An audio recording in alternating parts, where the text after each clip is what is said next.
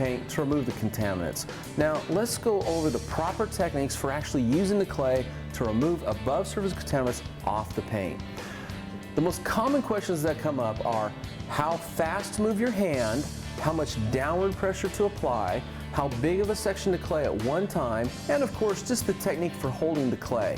So let me share a tip with you as far as holding the clay goes. A lot of people, when they create a patty of clay, they'll actually take and put their fingertips on the clay. And what happens is, because you don't think about it, you'll put more pressure on your fingertips, and as you're claying, you'll push a hole through your clay patty. And you'll have to stop, re-knead your clay, and create a new patty. So here's a little tip to help you avoid pushing a hole through the clay. When you put your clay patty in your hand, do it in a way that your fingertips actually extend past the clay patty.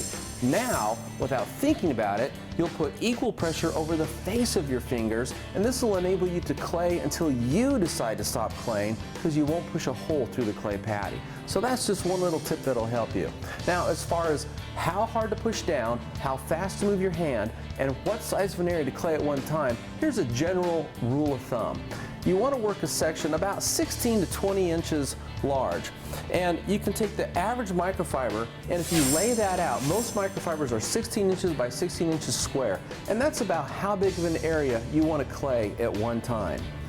And as far as your speed goes, a lot of people, when they start out, they move their hand too slowly. They're not sure about how fast to move the clay, so you see them claying real slow. And actually, you want to move your hand at a pretty good clip. You want to get your hand to moving.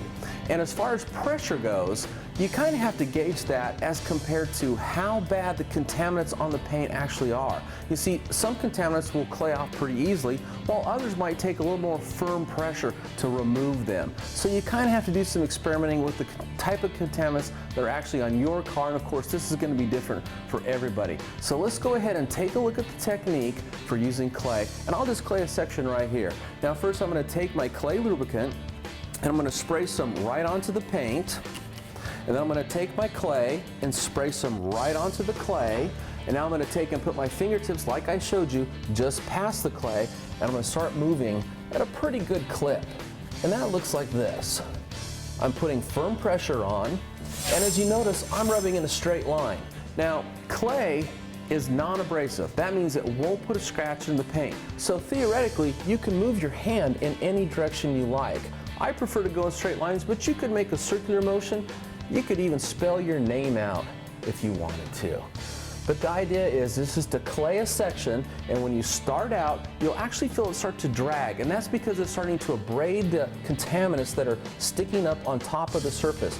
As you abrade these contaminants off, you'll notice the clay will start to glide effortlessly. Now that's an indicator that you've removed all the contaminants from this section of paint, and you can go ahead and stop and wipe off the residue, and then feel the paint to make sure you have in fact removed all the contaminants. And you can check by feeling the section you've clayed compared to a section you haven't clayed. Now over here I can feel little bumps and a sort of a surface texture. When I come over here, it feels smooth and silky. So this section's done, and now I know it's time to move on to the next section. And after you're done claying a section, take a moment to inspect the clay and see what kind of contaminants you're pulling off. And what you want to do is I want to just show this to you right now.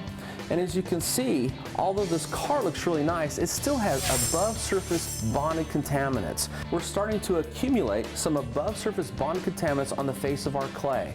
So when you see this, that's a sign to go ahead and take and knead your clay and fold it into itself, and then re-knead it into a fresh clay patty, and then continue claying around the car. Usually, it's only the horizontal surfaces that need to be clayed, as the contaminants in the air land and settle on these flat surfaces and fall by the vertical surfaces without accumulating. You can always check the vertical panels with your sense of touch, or even use the sandwich baggie tip I shared with you earlier. Also, when your car's outside exposed to airborne contaminants, not only will they bond to the horizontal surfaces like the hood, but they could also bond to things like the windshield or chrome trim, headlight lenses, or a chrome bumper. So you can use detailing clay for anything that's smooth: glass, chrome, plastic. Just use the clay like you would on paint and clay that section until it's smooth. After you finish claying the entire car, take your clay and place it back into the plastic case for a future detailing session. Or you can place it in a Ziploc baggie and just spray a little bit of your clay lubricant in here to keep it from sticking to the plastic. We finished claying this entire car, and now the paint feels smooth and silky, and it's ready for an application of wax.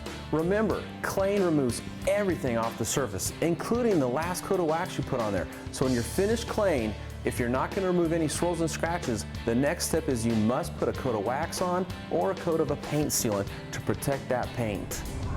Again, the normal process for working on your car's paint goes like this. Step 1, washing and drying. Step 2, surface prep.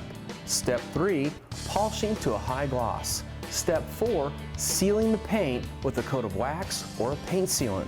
And step 5, maintaining the finish using spray detailers and spray-on waxes in between a normal car wash and a normal application of a wax or a paint sealant. As you saw here today, claying is not only very important, but it's also really easy to do.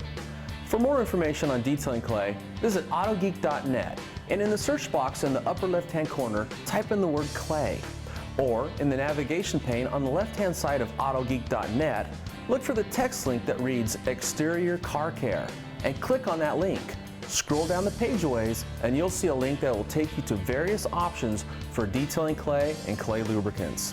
If you have any questions, you can always call our tech line at 1-800-869-3011. You can also join in the fun at our helpful and friendly discussion forum at AutogeekOnline.net. That's where you'll find me posting how-to articles and answering questions. I'm your host, Mike Phillips, and I'll see you on the next edition of Autogeek's Show Car Garage.